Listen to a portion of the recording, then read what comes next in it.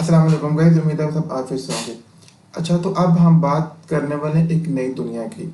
अभी तक हमने 3 एल्गोरिथम पढ़े। रिग्रेशन, देन हमने गाइस बात की नेफ बेस्ड जो कि क्लासिफिकेशन था, देन हमने बात की डिसीजन ट्री की, वो भी क्लासिफिकेशन था। और ये तीनों मॉडल, तीनों एल्गोरिथम सुपरवाइज मशीन लर्निंग किया।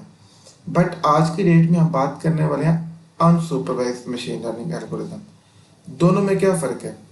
सुपरवाइज मशीन लर्निंग में हम लोग मशीन को लेबल देते हैं, यानी कि आपको पता है हमारे पास इनपुट के साथ आउटपुट भी होते थे, टारगेट एट्रीब्यूट भी होता था। बट अब हमारे पास लेबल नहीं होंगे, यानी कि आउटपुट नहीं होगी, जस्ट इनपुट होगी। और आउटपुट यानी कि पहले मशीन को ट्रेन किया जाता था, अब की बार मशीन खुद ट्रेन होगी। वैसे कितना अजीब लग रहा है सुन के। तो अभी जब आप प्रैक्टिकल करेंगे तो आपको मजीद आइडिया हो जाएगा। ठीक है, डिटेल बात क्लास में, और इसका भी हम न्यूमेरिकल सॉल्व करेंगे। तो इसको हम बोलते हैं क्लस्टरिंग। क्लस्टरिंग मीन कि मशीन खुद क्लस्टर बनाएगी, मशीन खुद लर्न करेगी, मशीन खुद फीचर एक्सट्रैक्ट करेगी, मशीन खुद डिसाइड करेगी क्लासिफिकेशन, मशीन खुद जो है चीज़ों को सेपरेट करेगी। क्लस्टरिंग। तो इसमें जो बहुत फेमस एल्गोरिथम है जिसको हम आज की डेट में पढ़ेंगे, के मीन एल्गोरिथम। के मीन एल्गोरिथम क्लस्टरिंग है, अनसुपरवाइज मशीन लर्निंग है। तो डेटा सेट है सबसे पहले मेरे पास सी जी पी ए और आई क्यू। तो मैंने स्टूडेंट के सी जी पी ए और आई क्यू के लिहाज से कुछ क्लस्टर जो है वो गाइस मुझे डिसाइड कर रहे हैं, मुझे कुछ क्लस्टर बनाने हैं। तो आपको पता जस्ट इनपुट है, आउटपुट नाम की कोई चीज़ नहीं, क्योंकि ये अनसुपरवाइज है। तो चलते हैं इसकी इम्प्लीमेंटेशन की तरफ, इसके प्रैक्टिकल की तरफ।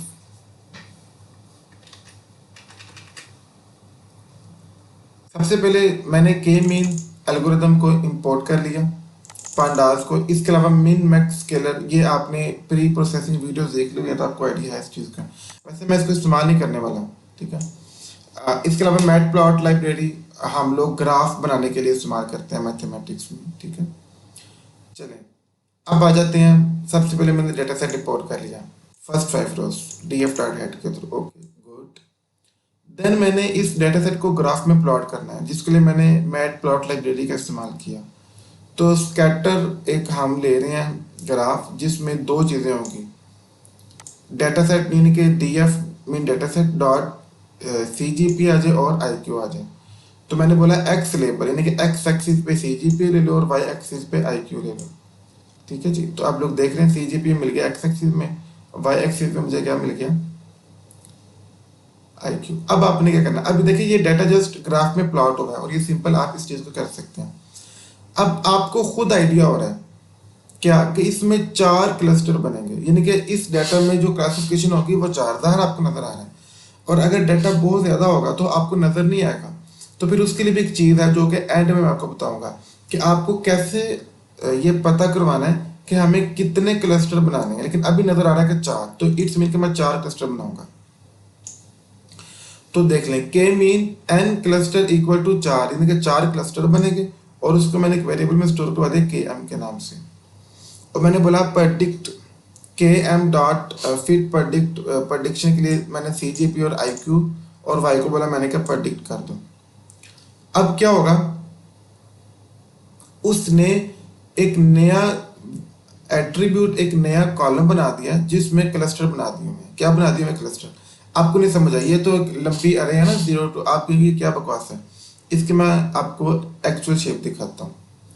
मैंने जो भी प्रेडिक्शन हुई थी ना, उसको मैंने क्लस्टर में ऐड करके अपने डेटा सेट में ऐड कर दिया। और देखिएगा पहले डेटा सेट था सी जी पी और आई क्यू, अब नया एक कॉलम ऐड हुआ है क्लस्टर का। तो वो बोलता है कि 5.13 सी जी पी है, 88 आई क्यू के साथ क्लस्टर 0 में है, 5.90 क्लस्टर 2 में, 8.36 क्लस्टर 3 में। यानी कि उसने क्लस्टर डिफाइन करके ना, और हर सी जी पी को, हर आई क्यू को एक क्लस्टर असाइन कर दिया हुआ है, जो कि पहले डेटा सेट में वो क्लस्टर नहीं था। ऊपर देखें क्लस्टर नहीं है, तो उसने क्लस्टर बना दिया। लेकिन क्लस्टर बनाने से पहले उसने मुझसे पूछा कितने क्लस्टर, मैंने 4 बोला है। तो उसने हर डेटा सेट को क्लस्टर असाइन कर दिया, और मैंने नहीं किया, मशीन ने खुद डन किया। इसका भी जो है ना वो लिंक डिस्क्रिप्शन में मिल जाएगा आपको डिटेल कि मशीन कैसे जो है वो क्लस्टर को डिसाइड करती है।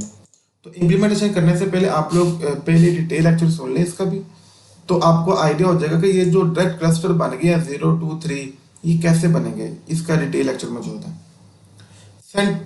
सेंटर्स जिसको हम सेंट्रॉइड कहते हैं। तो अब ज़ाहिर है हमारे पास आपको पता है कितने बने थे क्लस्टर, 4, तो सेंट्रॉइड भी कितने होंगे, 4 होंगे।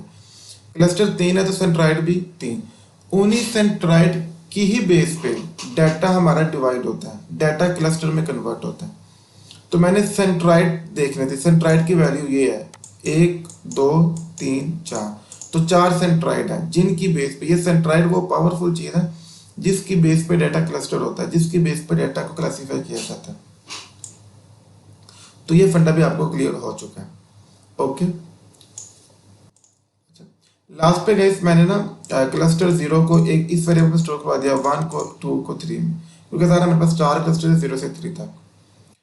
अब क्या किया मैंने, प्लॉट में ना ग्राफ में इनको प्लॉट कर दिया कलर्स के साथ। तो मैंने कलर असाइन कर दिए इसको, ये रेड ब्लू येलो, और फिर मैंने आउटपुट देखी तो ये देखिएगा हर क्लस्टर को ना एक कलर मिल चुका है। अब ना भी करें तो ठीक था, लेकिन ज़्यादा अच्छा है दिखने के लिए चूंकि मैंने क्लस्टर को अलग अलग किया हुआ है। और ये जो स्टार नजर आ रहे हैं ना ये सेंट्रॉइड है, यानी कि इन स्टार ये इन क्लस्टर के सेंटर पॉइंट है। सेंट्रॉइड को क्या बोलते हैं, क्लस्टर का सेंटर पॉइंट। तो इन्हीं सेंट्रॉइड की ही बेस पे क्लस्टर डिफाइन हुए हैं। तो अगर आपने वो डिटेल लेक्चर ले लिया और ये इम्प्लीमेंटेशन है, इम्प्लीमेंटेशन आपने लाजमी करनी है, तभी आपको क्लियर बात की समझ आएगी। अब तक इतने, अल्लाह हाफिज़।